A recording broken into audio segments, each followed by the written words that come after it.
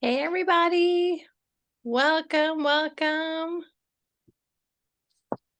If if you're new to the sessions, go into on the bottom, you'll see a little chat window. Please feel free to go in there and say hello, say where you're from, what's the weather like where you are. I'm in Connecticut. It's nice and well, it's getting dark already, which is kind of bizarre. But I guess we are turning into November. Um, So as we're just taking a minute here and letting everybody join us, I'm here with a couple of co-hosts. Hey, Gary, nice to meet you. Dallas, warm and sunny. I love it. I'm jealous. Uh, aw. Lisa's in California. How's the weather in California? Is it raining or are we nice and sunny? It's in between. It's overcast. I'm in Northern California, and it's not really that warm either. Supposed to get rain tomorrow. More rain tomorrow. We need the rain in New York. It's been very, very dry. We have fires like they've never seen before. So you can send some of the rain down our way. Hello in Delaware, South Carolina. Also the rain, send it up north, please. We we need it. All right. Well, welcome everybody. I know it will take a few minutes as we gather here, but I am joined by Lisa Lockwood, who is my partner in crime on biology.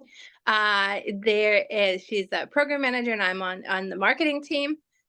We are also joined by the amazing Justin Shaffer. He is a chemical and biological engineer. I think I'm saying that right. He's Associate Dean of Undergraduate Students at Colorado School of Mines. And he's here today to talk a little bit about high structure course design and how to enhance student engagement. Um, Justin will talk a little bit about how to get organized with reasons to believe, and he is so passionate about this that he's coming out with a book later this year, I believe it is. So super excited, and I hope you guys enjoy the session. If there is anything that you need, please pop it in chat. We will be keeping an eye out on that. It's at the very bottom. If there is, otherwise, just housekeeping notes. If for any reason that you need to leave or come back later, please feel free to do so. The recording will be sent to you tomorrow by lunchtime Eastern time. So if you miss any parts of it or you want to get access to the slides, those will all come your way tomorrow. All right, with that, I'm going to hand it off to Justin. Thank you so much.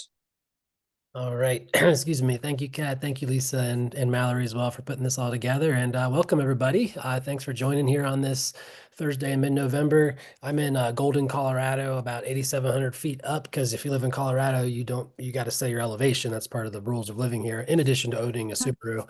But we had about 2 feet of snow last week. And it's all melting because now it's 60 degrees and sunny, because again, that's Colorado. It's kind of weird here. But again, so wonderful to meet you all, and looking forward to spending the next probably about 45 minutes with you talking about high structure course design. Please, please, please do put questions in the chat as we're going, comments. I love the little emojis. You want to put chickens, whatever you want to do, just liven it up. I'll try to interact with the chat as we keep it going, but for sure, Kat will keep an eye on it too. We're also going to be using iClicker events for this session, so it'll be a little interactive. So I'll give you a link for that in a moment. Again, the goal of this is to show you what this whole business of high structure course design is. I'll tell you a little bit about where it came from, some of the evidence for why it's effective for designing your courses in all of STEM or even non-STEM. And then we'll show you some practical applications of this from my own courses here in a variety of STEM fields. And then we should have some time at the end for questions too. But again, please do post questions as we're going. Happy to answer them in the chat as we go. All right, so those you found the chicken. Is that a chicken there? Looks like, I think that's a little funny baby chicken. Thanks, Kat. Okay, cool. All right, cool. So before we get started, AI is a big thing, right? We're all dealing with AI in this world of ours in 2024, almost 2025. And, it has a lot of promise, I think. It can really change the world in a lot of positive ways. But there's one thing that it does better than anything else, and that is make cartoons. It's really good at making cartoons, believe it It really is. So what I like to do is I take titles for talks or workshops or even days of class. I put it into Chat GPT. I give it a little context, maybe ask it to add a little flair and see what it gets. So here's what our session is going to be like today. So this is a little preview of the next 45 minutes. Um, bonus points if you can name that animal. It was the animal of the week in the Week Junior, my kids' magazine that they get every week in the mail. So I thought, let's put this one in there today. I did tell it to add this animal. So anybody know what it is? You can type it in the chat. There we go. Yeah, there we go. Fennec fox, right? It's so cool. And we even got fox people in this one. So, again, have fun with GPT, ask it to make cartoons for you while it's still being nice to us as humans. All right. So by the end of this webinar, you're going to be able to do a few things. You're going to be able to explain what a high structure course is, describe the benefits of teaching with high structure, and be inspired, hopefully, to adopt some principles of high structure into one or more of your own courses. All right, and we are going to be using iClicker for this. So here's the link. I'll put it in the chat for you, or you can type it yourself. But there it is, join.iclicker.com/ENLO. That's their join code. So this will open up a browser window for you, open up in your browser, on your phone, your tablet, laptop, whatever you're using. And this is iClicker events. So this is not going to ask you for a login, a password, your height and weight, doesn't care. It's just totally anonymous. So go ahead and join that session if you'd like to play along with iClicker events. This is very similar to what you would have in the classroom with iClicker. I've been an iClicker user for about 12 years now at my universities, and very similar to what you have in class, except in this case, again, it's totally anonymous. We don't need to log in. But for your students, you'd have them log in, obviously, so you can give them credit for participating in class. All right, good. And we got a few of you joining already. That's excellent. So keep trying to join. If you have any issues, let us know in the chat. We'll try to troubleshoot, but fingers crossed it works. And as you notice, right, iClicker events, this works great online. You don't have to be in person. You don't have to be in the same room to do this. I've done this. I did it last week with a group of faculty in Portugal, and it worked flawlessly. So as long as you have an internet connection, you can use iClicker or iClicker events. All right. So again, go ahead and join that if you'd like. And here's your first question to start us off today. So let's say that your chair tells you you're going to be teaching a new course for the first time. Ooh, this fall. Sorry, I should say this spring. A little goofed on the timeline there, but yeah, this spring. Let's say you're told, in 2 months, you got to start spring semester off a brand new course. So what's the first thing you would do with regard to course design? So I'm going to open up a short answer poll for you here. And so with this, you can you'll see a picture of my screen now on your screen.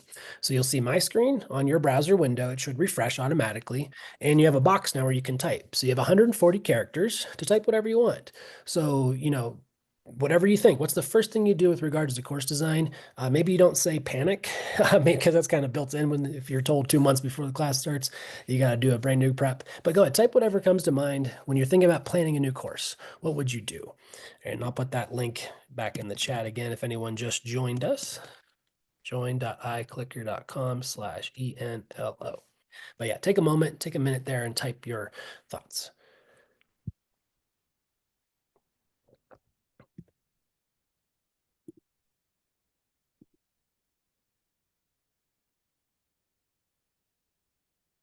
And so you're kind of modeling in this experience what your students would be doing in class if you use iClicker with the app version or the web browser version, not the physical remotes. And once you type your answer in, there should be a button that says send answer. So make sure you hit that to have your answer go through. And then we'll take a look at what you're saying. Give you another 20 seconds or so.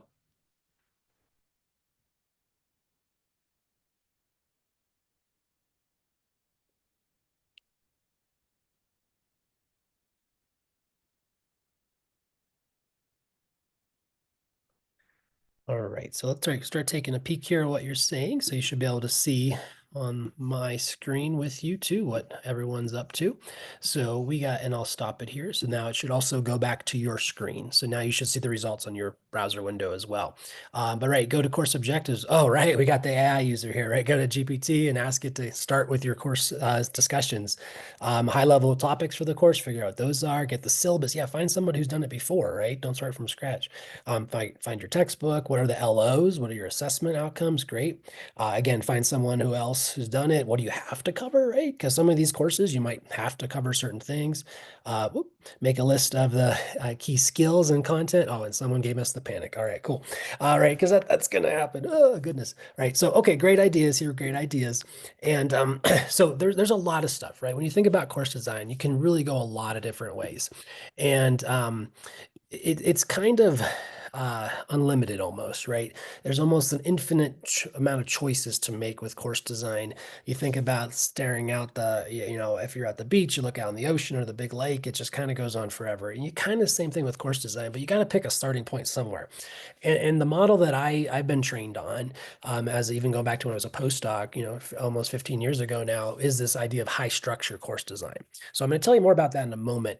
But to get us to that point, I'm going to show you some data. So when I finished teaching a class, I asked the students this question. What was the most important part of the class in terms of learning the material?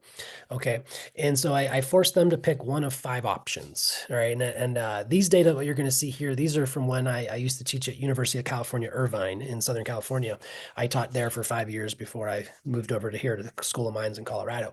But here's some data for intro bio and for human anatomy. So in this case, intro bio, I had 440 students.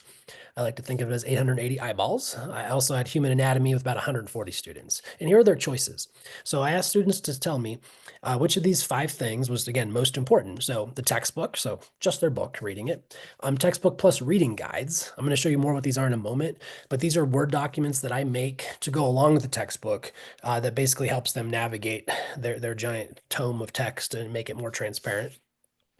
In-class lessons, right? It's time with me. So Monday, Wednesday, Friday, 50 minutes. Online assignments. So this would be your online, pre-class homework, after-class homework with Achieve, things like that. And then discussion or lab. So the intro bio class of 440, we broke it down to 30-person discussion sections. The human anatomy class, we had 24-person lab sections of 3 hours each where they get work with models and things like that. Okay, so what I want you to do here is make a prediction. So we're going to do another iClicker question here. So we're going to have you predict which of these 5 was the most popular response from the students. So put yourself in the student's shoes and click a letter. So on your screen now, you should see my screen again, and you should see 5 buttons, A, B, C, D, and E. Just hit one of them. That's all you got to do. You don't have to do anything else. Just touch a letter and predict which of these 5 options do you think was the most popular response from the students, again, in terms of what's the most useful part of the class in terms of learning the material.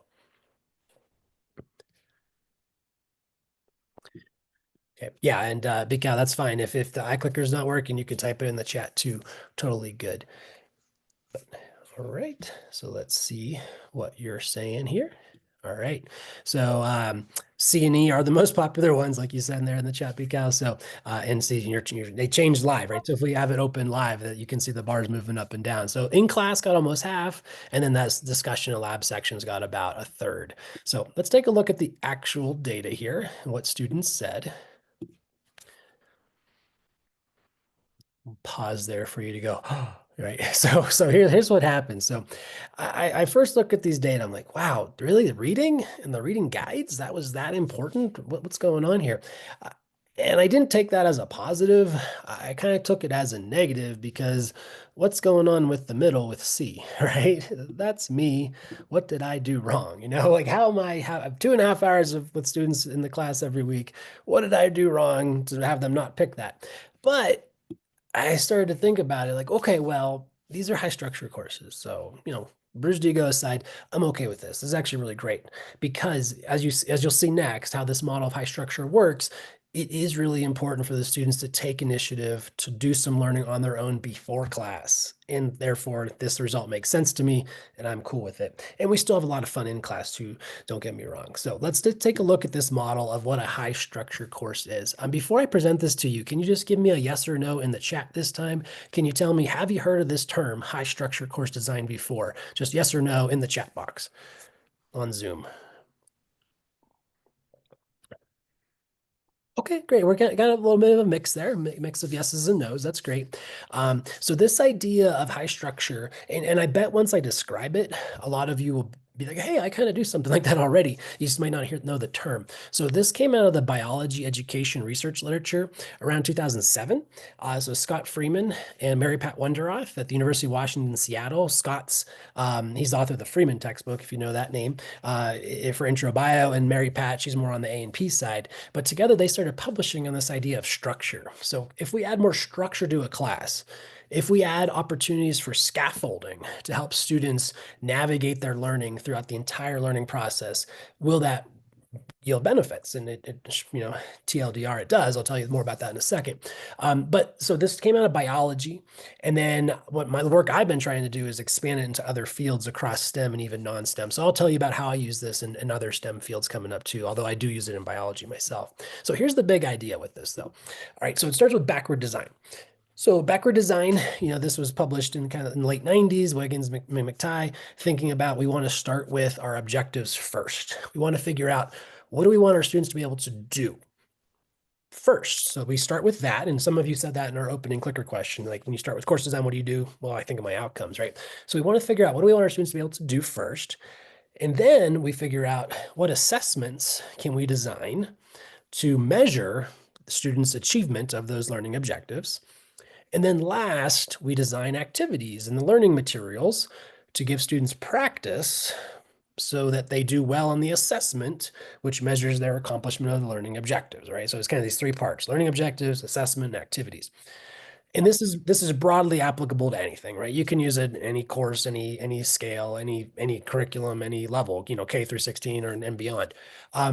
Now with high structure, that we break the assessment and activities into three buckets. So we break that into before class, during class, and after class. Okay. So what goes on? So again, we're trying to scaffold this process for students and guide them through the learning process, starting before class, where students do some kind of pre-class content acquisition. That can be from reading the textbook, could be watching videos like Khan Academy or others on YouTube, could be reading scientific papers, anything you want. And there's some kind of self-assessment with pre-class quiz. So typically these are online. You can use Achieve for this. Very low stakes. I usually give my students unlimited tries to get it right because I want them to practice, and it's okay. They're not experts yet, so it's okay if they get it wrong, as long as they do it and they have this foundation, right? So you do this pre-class work. You've acquired some content. You've tested yourself. You practiced. Now we get to class. We're hopefully all at the same level. Now in class, we're going to build on that. So we're going to do active learning. Active learning is the heart of this, right? Having students working together, solving stuff, doing stuff. Active learning doesn't have to be in a group, right? You can do individual active learning. Totally. I do a lot of that. But it can be really short, 30-second activity, can be a long whole class activity, and anything in between. Are you going to lecture during class? Absolutely. I'm not an anti-lecture guy, but I am a choosy lecture guy. So what I mean by that is you want to kind of pick your spots, right? You want to selectively lecture when you need to on certain tough topics or introducing or exiting an activity. So when you do that, when you selectively lecture, I call that selecturing. So you're going to, again, kind of choose your spots on what you want to talk about during class, but absolutely you're going to talk in class. And then after class, give students a chance to study, review, practice again. Could be online homework, online quiz, last year's quiz, old exam, a draft of a report or a project, whatever it might be. Some way for students to practice their learning on the after class basis. And then lastly, we have frequent summative assessment. So, and by frequent here, I'm not talking about, the traditional in STEM, 2 midterms, 1 final model, or even 1 midterm, 1 final. I had some of those when I was in college. But by frequent, I mean typically every other week for quizzes, maybe even every week. I'm a weekly quiz guy now. So just more often, more chances for students to assess themselves, to practice, to show what they know on those assessments. One more key word with this, I'm going to pause and give you a chance to interact some more. Alignment. So we use this word alignment in pedagogy and course design to think about how everything's tied together. So first, all of your activities, all of your assessments, all of your lesson plans, those should be aligned back to your learning objectives, right? So think about, again, what do you want your students to be able to do? And then design everything based on that. It should be tied in, should be aligned. Also, though, with alignment here, we want to align before class, in class, after class. We want to build. So what happens in class? Well, that should build on what happened before class. What happens after class? That should build on what happened during class, what happens before class. So we're kind of bringing up the level as we go. All aligned there too. All right. So I'm going to pause here so we can do some more clicker questions on this graphic to get us started. So with this in mind, I'm going to now give us a target question so you get to touch your screen. All right. So in this case, what you get to do now is touch on your screen anywhere you want. And for the question, which part of high structure do you think would have the most positive impact on your students? So touch anywhere you want, and then hit that send answer button. You'll see a little blue dot pop up on your screen when you do that. And I will also give you that link again. So join.iclicker.com/ENLO, I believe. So go ahead and type that in, click on your screen, hit send answer, and we'll take a look at your results in a second. Okay. And thank you, Brendan B. Cow, for sharing in the chat too. That's great. All right. All right. And then we're going to have the same screen here, but a different question here just in a moment.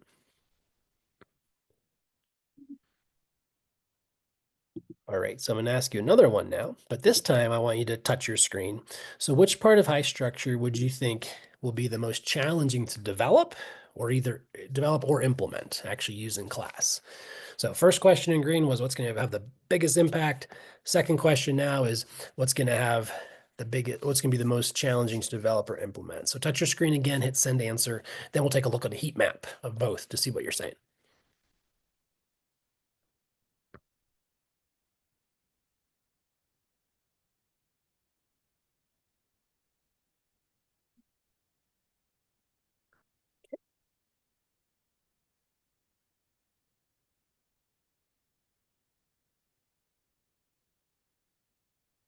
Right, yeah, thanks to those of you sharing in the chat too. Excuse me. All right, target questions like this are really fun because you really get a nice, you give your students a chance to touch anywhere, right? To really leave it wide open when a type of question like this. So you think about in biology, anatomy, chemistry, where you have a lot of graphics, pictures, and you want to maybe touch where things are happening. Things like these questions are really great. Okay, so let's take a look here. So first, this was for what it was have the biggest positive impact.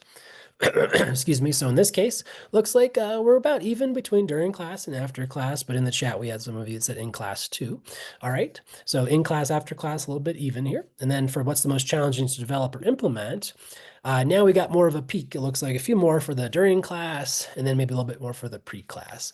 And yeah, that totally makes sense. So whenever I ask this question to a variety of folks in different STEM fields, I typically get this pattern in that the in class is usually the highest, or in this case, tied is the highest for most impactful, but also can be the most daunting to develop and the most daunting to implement. And I totally agree with that, right? It can be hard to add those activities to class to get students engaged in the classroom. However, done effectively can have a big bang for your buck. And there's a ton of literature on active learning and how beneficial it can be. So I agree with you all there. I'm going to share with you some resources today for in-class active learning, just to scratching the surface though. So please do feel free to follow up with me after if you want to learn more, especially if you teach any of the classes I teach. I'm happy to share with you the exact materials I use and meet with you anytime to talk about it. All right. So let me tell you a little bit about the evidence for this. All right, so why teach with high structure? So I'm trained as a chemical engineer and a bioengineer and a biologist. And so I like to pride, the work I do is based on evidence, based on facts, based on other studies. And so the same thing with teaching, right? We should ideally base our educational and pedagogical and course design decisions on evidence. And fortunately, this high structure model is very, very rooted in evidence, as I mentioned, starting in around 07 with Mary Pat and Scott's work. So a variety of reasons to do this. And all these references I'm going to cite now are going to be at the back of the deck. I'll have a link to the slides at the very end too. And you can also, I'm sure we'll follow up afterwards with an email with the slides as well. All right, but first, students do better. Okay, so this idea of scaffolding, we're building and giving students these supports along the way. Students do better. So in study after study now, when you add more structure to the class, adding these components, even if you don't add all of this, you just have pieces of it, students tend to do better. But in point two here, it's not always the same. So actually, while all students do better, some students groups do even better than others. So there's this disproportionate benefit.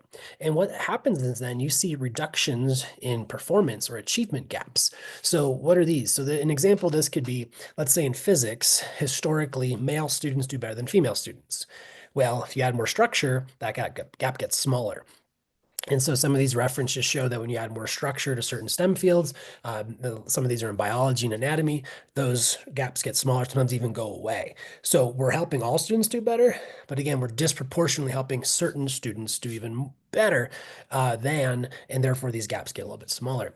Students also feel more belonging. So a colleague of mine, Mike Wilson at UC Santa Barbara, showed when you add more structure to intro bio, students report more feelings of belonging, more friends, better connected to their university, better community. So that's an awesome outcome too. Also, you can do more active learning and more higher Bloom's levels or Bloom's activities in class. So Bloom's taxonomy is this measure of cognition and learning, going from lower levels, remembering, explaining, up through application, analysis, synthesis, evaluation. And so by moving some of the content you might lecture about in class to before class, you're now freeing up class time for more fun stuff, right? You can do more activities. You can do real world case studies, more numerical problem solving. You can do those higher cognitive challenging tasks. I always like to tell my students, I got to justify my paycheck for being in there in class. And I think doing some of those activities and things in class really, really helps with that. And then last, number 5, you can really help your students, excuse me, develop their self-regulated learning skills, their metacognition skills. So I hope by seeing this model, you can appreciate all of the practice that's baked in here, right? There's so many opportunities for students to practice applying their knowledge, practice using their skills they're developing. And by way of doing that, students are always figuring out, what do I know? What do I not know? What can I do? What can't I do? And therefore, they're developing these study skills, developing these habits of practice, test, retest, things like that, that they can then not only use to succeed in this class, but they can carry forward to future classes, that they're able then to develop these great study skills they can use in future classes if they don't have as much structure and supports in those. So I think there's some great evidence here on the reasons why to use this, and we can talk more about those as we go on too. I'm going to pause here for questions in a little bit, and I'll answer your question or take a look at your comment there, Vanessa, too, in the chat. All right, so this system of high structure course design is totally discipline agnostic.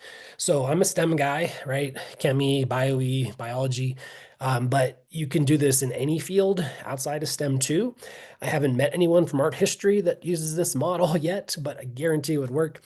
So how do I use it across STEM? So I do it with a variety of courses at the Colorado School of Mines. So in biology, I teach intro bio, and I teach anatomy and physiology.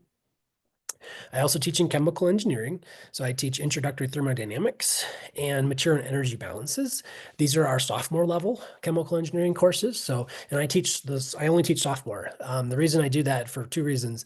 I teach sophomore chemi. One is so that I can help welcome our students to the major and say, you know, hey, here's what chemi is all about. Let's get you started off on a strong foundation.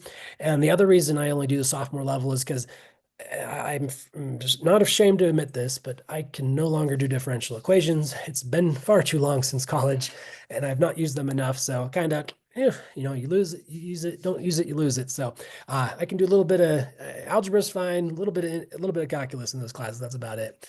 And then I also teach introduction to biomedical engineering with this model.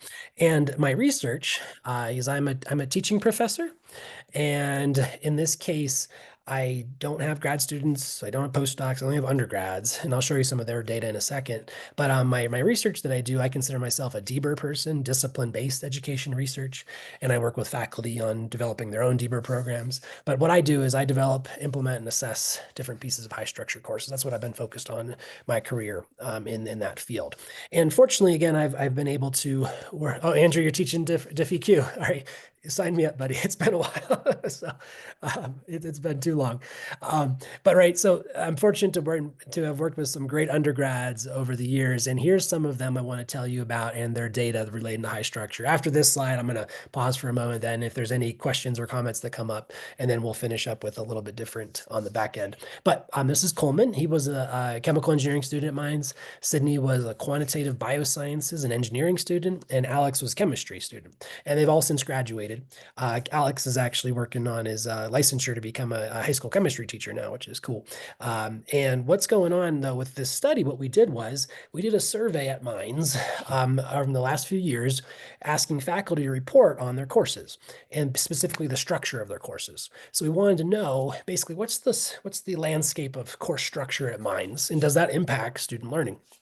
So we ended up with 39 unique courses, 69 semesters of data, over 5,000 students, and from a variety of disciplines, as you can see here, a lot of basic STEM, a lot of engineering as well. If you don't know about Mines, we're a STEM-only school. You cannot graduate at Mines with a degree in social sciences or humanities or arts. We don't offer degrees in those, although students take courses in them, but we're purely a STEM school. And what we did was we asked our faculty to tell us about, well, what do you do before class? What do you do during class? What do you do after class? So that we could classify their courses at varying levels of structure. And then we looked at passing rates, so a grade C or better, and also Z-scores of student performance to make comparisons. And so what I'm going to show you now are gaps. So I'm going to show you a summary of these data for these 39 unique courses, 69 semesters of data, looking at gaps. So what you're going to see here are deltas. Okay, so here's the data. So let me walk you through this for a moment. So the y-axis again are changes or deltas, and these are in percent passing grades. So it means percentage of students who earned a C or higher. And these are big numbers. So these are actual real, percentages, 5, 10, 15%. And then on the x-axis, we have different student demographics. And again, these are differences. So for gender, this would be male passing grade minus female passing grade or passing percentage. So for example, here in the blue bar, we're at about 7. So that would say that, let's say on average, the male students passed at 87%, female students passed at 80%. So that's how you get that 7% gap. We also have the data from ethnicity. So white and Asian student majority minus underrepresented minority. Generation, so continuing gen means mom or dad have earned a 4-year college degree. Minus first gen, so neither mom nor dad has earned a 4-year college degree. That's like me, I'm first gen. And then also Pell eligibility. So not being eligible for Pell, meaning your family's above a certain economic threshold, minus yes, meaning your family's below a certain economic threshold. The blue bars are for courses that do not have all of those pieces of high structure. So we'll call them low or medium. And then the yellow bars are for the courses that do have all the pieces of high structure. And what do you notice? So for all of our courses, all of these courses in the survey, the high structure courses had smaller gaps, which is consistent with the literature I told you about earlier. But now we're doing it across, 13 different disciplines. Now, if we take one step further here and look at just intro courses, as I'm sure many of you teach, no, they can be notoriously difficult. They can be usually bigger. Sometimes we call them gateway or weed out courses. I don't like those terms, but that's how they're referred to sometimes by our students or even our administrators. And they can be a part of that leaky pipeline to get students through. So what happens if we look at just the intro courses and whether they're low or high structure? Well, the results are exacerbated, as you can see. These gaps went away, sometimes even inverted. I'm not sure what that's all about, but let's just take a look at the generation one, right? So these are courses like Bio 1, Bio 2, Gen Chem, Phys 1, Calc 1, stuff like that. So look here, so it's over 15% gap in passing rate if your intro course STEM courses are low or medium structure. But if you go to a high structure model, it basically went away. And that's really cool. So thinking of that scaffolding again, right? Providing supports for students kind of makes sense to me. Now, I do want to say that this is all just survey data, right? It's just correlational. I'm not saying the structure caused it. Although some of those references I showed you have done those studies where they took same instructor, low structure, added more structure to it up to high, repeated, student learning went up, gaps went down. In this case, we're just doing a big survey. I could have got lucky with the data. I don't know. But either way, it's really exciting to see these results because it's consistent with the literature, it's across STEM, and we're trying to show here that, again, having more structure helps students do better and pass higher rates and get through those courses at a better outcome. So great, in my opinion, great outcome here, even though it is just correlational. So, all right, how are you feeling at this point? We're going to pause at this moment too. So I want you to touch the screen again. So go ahead and touch the screen, pick the emoji for how you're feeling about using high structure at this point of the session. I got about 15 more minutes left. So at this point here, please do touch the emoji. This is really fun to do with your students. Let's say on the first day of class, how you feeling about being in our class, right? Do it after the first midterm. Oh, how was that midterm last night? Touch the face, last day of class. How'd your experience in my class go, right? So things like this can be kind of fun to mix up how you ask your students for opinions. Meet them where they're at in the iPhone generation we're all in. So we'll take a look at your emojis. I'm also going to pause here, catch up with Vanessa's comment. Anyone else has questions or comments, feel free to put them in the chat. So.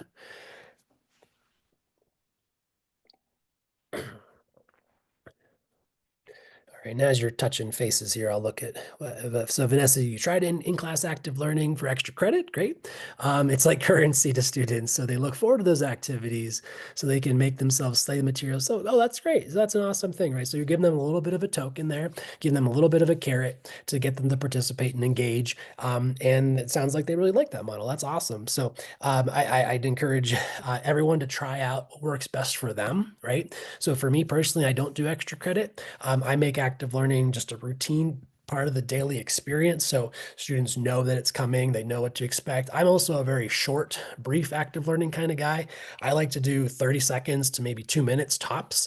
I find the longer I let things go, the more easy it is to get off track. So I do a lot of short clicker questions, just talk to each other, quick drawing type stuff. And that's just my style. But again, we're all a little different. So you want to kind of take and adopt what works for others and see what other people have done and how that might work for you. All right. Sanjeeva says, how would you suggest incorporating high structure in yeah, 100% online async? That's a great question. I won't answer it fully right now. Happy to talk more later at the end or even follow up with me, Sanjeeva. I have used this model though with online async before, and I think it not only works wonders, but I think it's even more critical to have a model like this in place for online async because there's total disconnect, right? There's very little, if any, instructor presence. It's really hard to make that connection with your students. And when you get to an online class, you might just see this long list of modules on Canvas or something, and you're supposed to just click through it and work through it. If it's not well intentionally designed, in my opinion, with high structure is the best way to do it for online async. Students can get really lost, they can get frustrated, they don't know where to go when the checkpoints are. So I in my book coming out, which Kat mentioned, I'll have a link to that at the end with more info. I have a whole chapter devoted to using high structure in what I call non-traditional mechanisms, including online sync and async. So there's a lot more details there. But I think it's actually really, really important to use in those online models, again, to give the scaffolding to help students navigate that independent learning experience. So yeah. And again, if you want to follow up more with actual practical implementation tips, I'm happy to do that.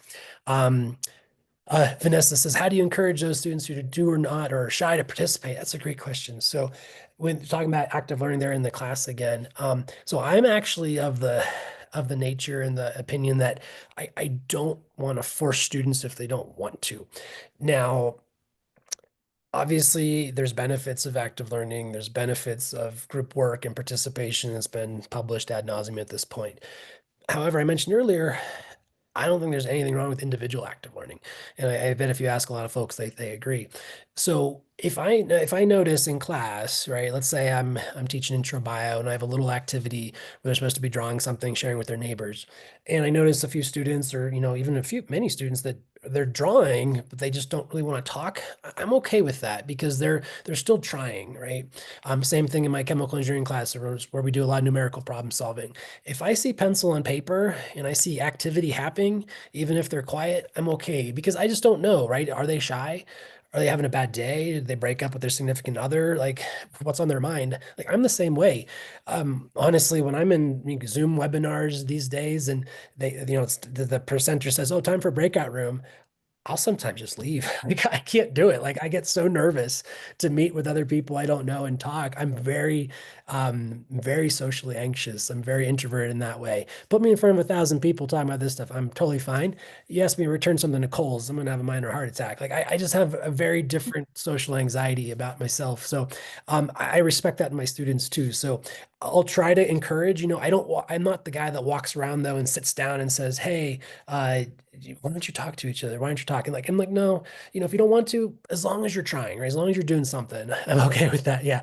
It sounds like you all can relate. Yeah. Done with breakout rooms. Yeah. Thanks, Jill and Jennifer. So yeah, it's again, everyone's going to be a little different. Everyone's going to tailor things to their own needs, their own students. That's just the way I do it. Other colleagues I know though, they will go around and sit down and be like, hey, you want to talk to me about it instead, right? They'll sit down for 30 seconds and have a quick chat with their students.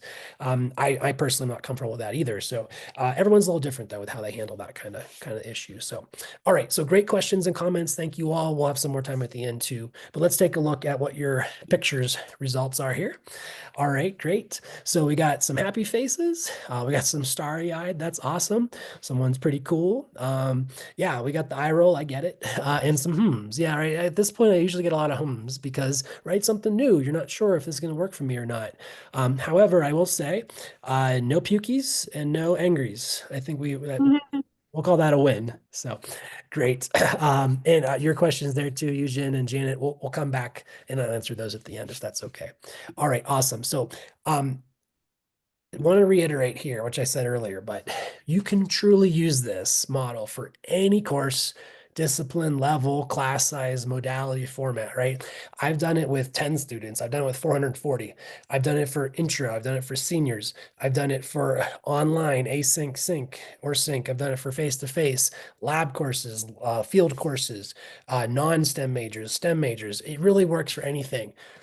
But you need to tailor this, okay? I'm not trying to give you a prescription that I guarantee will work for all of you in this exact format, okay? I'm trying to give you the big picture overview of an evidence-based technique that you need to tailor and customize because your students, your instructors, your institutions are all a little different, right? Even with my own, right? The way I do high structure in chemical engineering looks a little bit different than how I do a structure in biological sciences. And that's okay. It still has the same kind of same thoroughfare through it, but you're going to tweak it and adjust it as you go. And it might take a few tries. You might need to do it one semester and make some changes, try it again, try it again. There's a fantastic paper from Ann Casper from Michigan that's called True Grit. And it's about showing it took her 3 tries at adopting a high structure in her courses, her biology courses, to get it to truly work. And what's so great about the paper is they actually published the first 2 tries along with the 3rd try to show how it does take some time and it takes some iteration and adjustment. So keep that in mind when you're trying to work on all this. Okay.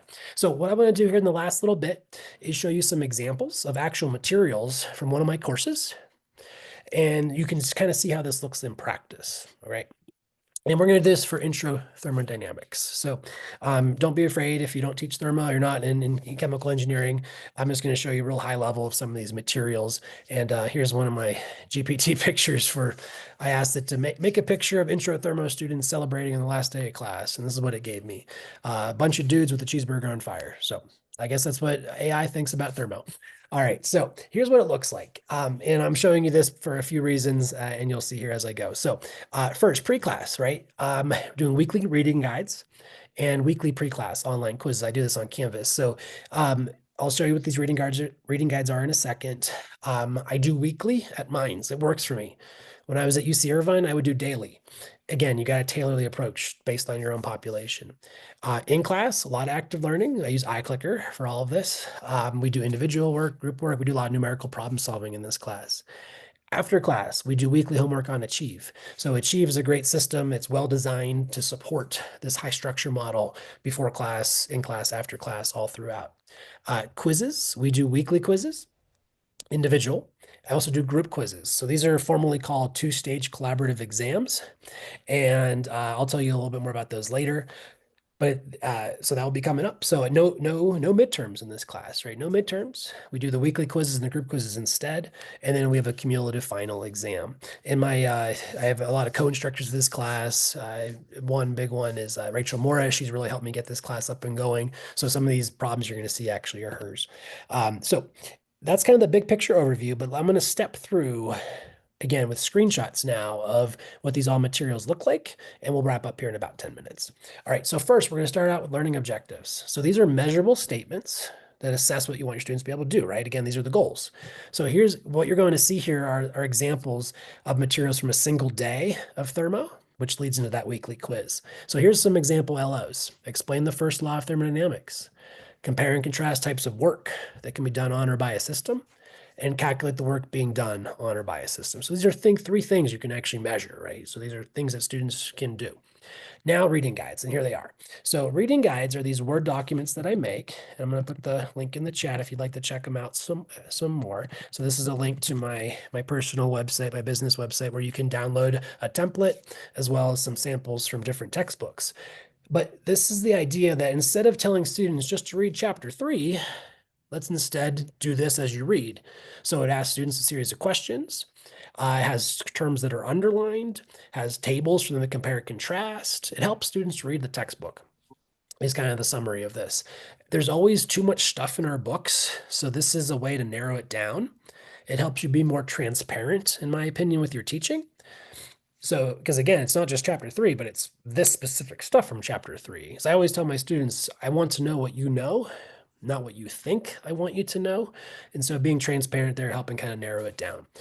So those are reading guides. I have published on these two. There's a link to the paper on my website here that talks about the efficacy of them in intro bio. So check them out. All right. Next, pre-class reading quizzes. So I call these reading questions or reading quizzes. These are just low-level Bloom's questions they do online. Again, usually multiple attempts. I require these for points, though. Usually, less than 5% of the course grade. Students do these online after they do the reading. Before they come to class, they do this. Then we kind of make sure we're all on the same level. These are the big things I want you to know coming into class. Okay, so those are pre-class reading quizzes, which you can do on Achieve as well. Now in class, I do a lot of clickers, as I mentioned with iClicker. I do these usually individually, sometimes in groups though. It helps students check their knowledge in real time. And that's really fantastic because students get to know what they know, and I get to know what they know too. So that way I can just adjust the remainder of my lesson if I need to, based on their clicker answers. And so I could do a whole nother 2 hours on just clickers themselves. So just a little scratch the surface here. But the idea here, again, get your students engaged, get that data, like we're getting data from you with clickers as well, to, again, see what students know, give them chances to practice, helps you adjust the course of your lesson if you need to. All right, I also do a lot of in-class problem solving and activities. So in chemical engineering, I do a lot of numerical problem solving, such as this one, right? It's a calculation of work, in this case on a piston cylinder. If it's biology or anatomy and physiology, I might do more drawing activities or talk to each other or more conceptual things. But again, these can be really short, they can be really long, you can do them individual, you can do them in group. But the point is you're getting students to do something, getting them engaged in the learning process. Now, after class, these are screenshots from Achieve that we use for introductory thermodynamics again. These are required for points, usually again, 5 to 10% of the course grade, something like that. And it's helping my students develop and assess their skills on a weekly basis. So in this case, it's a combination of multiple choice plus open-ended numerical problem solving, but you can do all sorts of other stuff too, labeling, matching, typing in short answers, all sorts of stuff. And that's Achieve there. All right, then weekly quizzes. So, and these, again, I do this in all my classes. So this is an example of one from Thermo. So students come in, let's say every Wednesday, 15 minutes or so, work on their individual quiz. We go over the answers, and then we have the rest of the class for the new lesson. Now, I also do these group quizzes. So these are every, 3 to 4 weeks, 4 to 5 weeks, something like that. I typically do these in groups of 3. And what happens here is students work together on a single piece of paper to answer the quiz. The group quizzes are longer for me, usually 25 to 30 minutes, and they cover usually everything up to date, either the last unit or even, cumulative for the whole semester. And so I use these kind of instead of midterms. And the reason I do these is because we always tell our students, well, you're going to be working in groups your whole life. You're always going to be working in teams, but then we always assess them individually. So let's try this as a group thing. Also, when are students most excited to talk about a quiz or exam? Well, as soon as it's over, right? So in this model of a group quiz, they take an individual quiz first, turn it in, then they get in their groups of 3 or 4, and we pass out a group quiz. And they're all already amped up and ready to go and ready to apply what they're thinking about from that individual quiz and the group quiz. They work together. They turn that one into. I've, believe it or not, it's true. I had students come up to me after these group quizzes to my face, and they use the F word. They said that was so much fun. It's true. It really is true. I know they use the other F word in other cases, not to my face, fortunately. But in this case, they say they're fun. I've never had that for a regular exam or quiz. But in this case, try it out. I've published on their efficacy too, which you can check those out later. All right, so we're going to wrap up here. So we have some time for questions at the end as well. All right, so let's go back to our model of high structure now. So you've learned about what it is. You've learned about some of the evidence for it, and you've gotten to see some quick examples. And again, if you go to my website that I linked to earlier there on the tiny URL one, you'll find a lot of samples. And I'm happy to share more with you later too. But I want, just as we wrap up here, I want us to go back to iClicker and type in there into iClicker, what is one word you would use to describe high structure course design? So go ahead, go back to iClicker and type in a single word. And I'll give you the link in the chat again in case you lost it. Yeah, try not to hyphenate 8 words together, but if you do, you do. But I'm going to ask you for a single word for a reason. So what's one word you would use? What comes to mind? What's your gut reaction here for how you would describe high structure?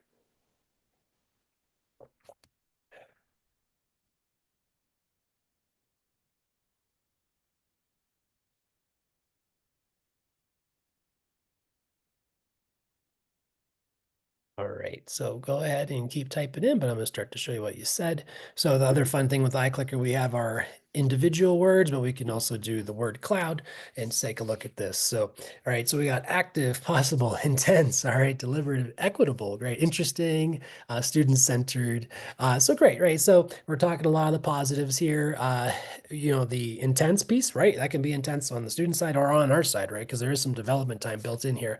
So if you already have an existing class, I might not recommend you do everything all at once because you already have a lot of great materials. Maybe this semester I'm going to add the pre-class reading guides and reading quizzes. Next semester I'm going to add more of the in-class activities and clickers, right? You kind of add little pieces as you go, and you'll likely see benefits along the way as you go. I recently had a colleague of mine in anatomy and physiology show me her progression as over 4 semesters, moving from low structure, basically, just lecture and maybe homework. That was it. And then adding pieces of this along 4 semesters. Every semester, the student grades on common exams went up and the performance gaps went down to a higher degree. It was an awesome data to see her progression over time of adding pieces. So don't feel like you gotta do it all at once. You can add little bits as you go to your existing materials and see some benefits. All right, so almost closing thoughts here as we wrap up. So these are thoughts I want you to take with you, not to answer now, but things to keep in your mind as you head out for the day. So what do you like about this model? And what don't you like equally? How do you think this design model will be received by your students, by your colleagues, by your administrators? Because this might be a little different than what you're used to or your students are used to, again, or as your chair or dean might be used to. So how do you think this would go over? Do you think this would work in your discipline? Do you think it would work better in some disciplines than others, maybe in some courses than others? And then last, what kind of resources would you need to try to use and implement high structure into your own courses? So would you need time? Would you need TAs, money? What might you need? So think about that as well. All right, and then just to close here on a personal note too, I want to think about impact. So when I first started applying for faculty jobs back in 2011, 12-ish, and I had my teaching philosophy, a couple pages, and this is an excerpt from it. So this is just a sentence from my former teaching philosophy. So here it is. And so I say this because at the time, right, I was in my postdoc. I was just kind of done being at the bench. I wanted to lay down my pipette forever. The bench lab work, bench science just wasn't for me. But I thought, well, teaching can have this big impact, right? You get to work with so many students, and maybe, you know, I'll inspire some student to get really excited about science and engineering, and they can be the one that, develops the new tech or finds the cure for cancer. Okay. So that's where I was at, but I've updated this because last year I had a birthday that ends with 0. And if any of you have ever had one of those, you know what I'm talking about, right? Your brain gets a little funny. You start hindsight 2020 on everything, start questioning a lot of things. And you might start thinking bigger picture. And so for me, I started thinking about impact a lot more. And I thought, well, I've taught, at that point, I taught, over 8,000 students in this time, but it's just a small drop in the bucket. So I updated my teaching philosophy and kind of changed my career goals a little bit. And now I have this as my teaching philosophy.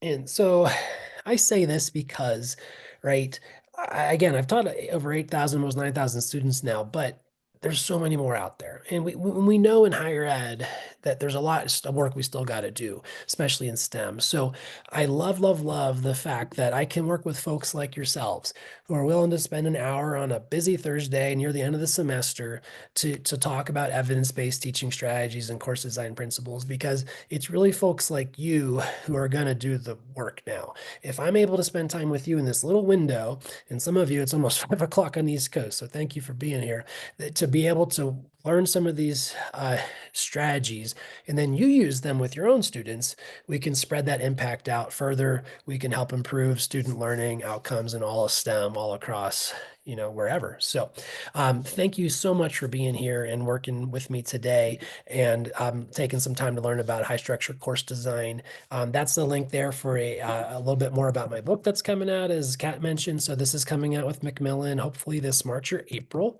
And this is a link to sign up for just an email list. So I send emails maybe once every 2 months or so, just giving people updates on the status of things. So if you'd like to sign up for that to be notified when it's coming out, that'd be great. If you enjoyed this workshop and want to learn more, please do follow up with me. There's all my contact information. Follow me on LinkedIn.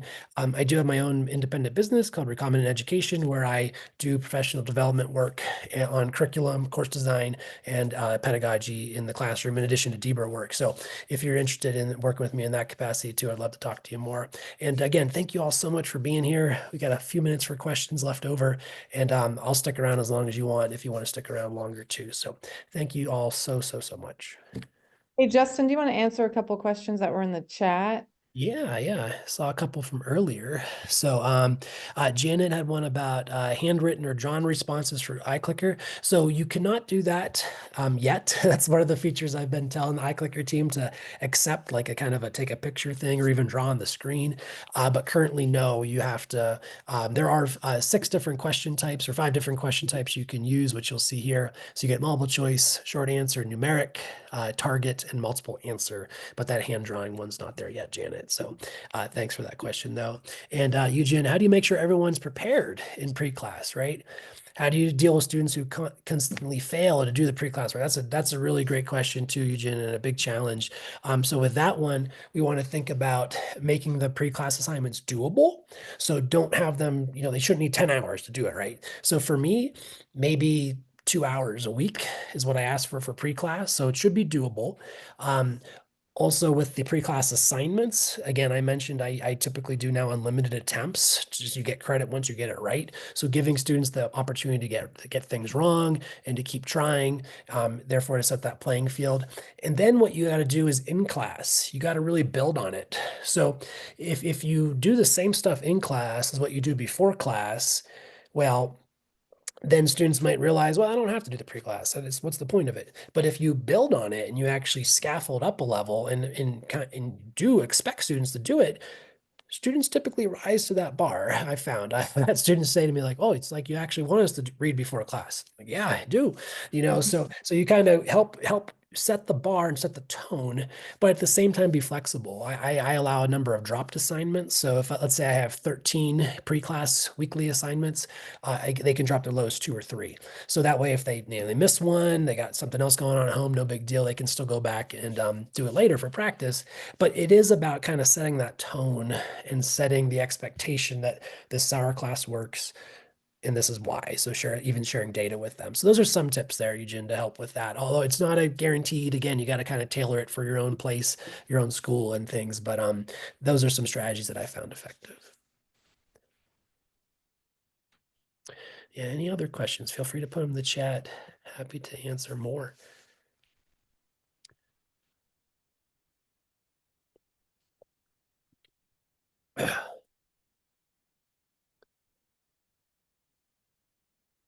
Okay, Eugene, you had another question about AI. Yeah, so that's a great question about that. And Carrie's question too, do you have to have paid? I believe the free version of GPT-4o will do the pictures for you, but you're limited to like 2 or 3 a day. Microsoft Bing, their image creator also will do them for you. I think Gemini does too. But yeah, we have I do have the paid version of GPT right now through Minds, and you can crank out those pictures as much as you want. But yeah, I try to use AI in my teaching, and especially for adding efficiency. I just put an article out on LinkedIn yesterday about using AI to give student feedback, and it's about my dealings with guilt with doing that and how I've kind of reconciled that. So that's on my LinkedIn. So it was just posted yesterday if you want to follow me and read that. So I think it's important to use AI, of course, but I've been thinking about this other AI, which it's not my own idea, but authentic instruction AI, authentic instruction. So basically thinking about what do we provide that the robots can't do? What can we that the computers can't replace? And bringing that value, bringing that impact to the classroom, to the course design experience before class, in class, after class. So I think AI is not going away. I think we are going to be batteries someday for them. But in the meantime, while it makes us cartoons and keeps us happy, we still want to think about how to include the humanity of us in the classroom and learning experience too.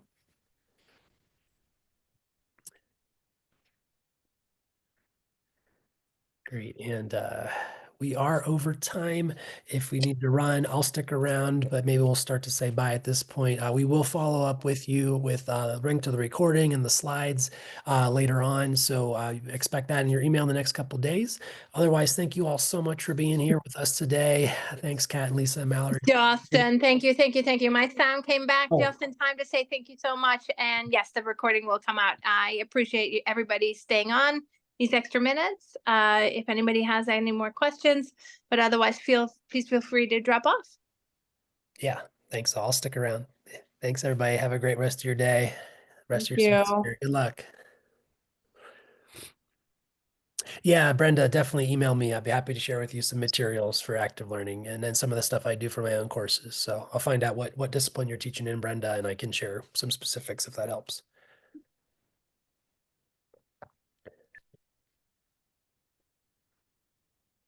Well, thank you all, everybody, for being here. Appreciate it. Thank you, thank you, thank you. All right. It looks like we're good to go. Thanks, Eugene. Appreciate that. Oh, and you got a chicken, Jill. Awesome. It's not chicken. A nice callback. Yeah. Nice callback. Oh. Awesome.